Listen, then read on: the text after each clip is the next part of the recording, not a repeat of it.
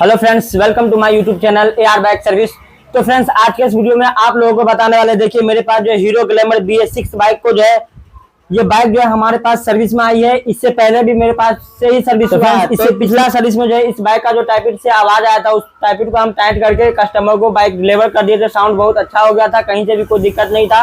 लेकिन फिर से वही प्रॉब्लम, अभी जो बाइक हमारे पास सर्विस में आई है, तो फिर से वगैरह ओपन करके हेड का कवर वगैरह सभी को ओपन करके टाइमिंग सेट करने के बाद इसका जब हमने ये वाला जो चिड़िया चेक कर रहे थे, देख रहे हैं चिड़िया का जो ये बेरिंग है, ये बेरिंग कट गया हुआ है। एक साइड का जो बेरिंग, एक साइड का बेरिंग प्रॉपर है, और साइलेंसर साइड का जो है, साइलेंसर साइड का जो बेरिंग है, वो चिड़िया का जो बेरिंग है वो खराब हो गया। तो इसको आज हम चेंज करने वाले हैं, जो बार बार कस्टमर को जो प्रॉब्लम क्रिएट ना हो और जो गाड़ी चलाने में ज्यादा परेशानी ना हो। तो चलिए फटाफट इसको चेंज करना है।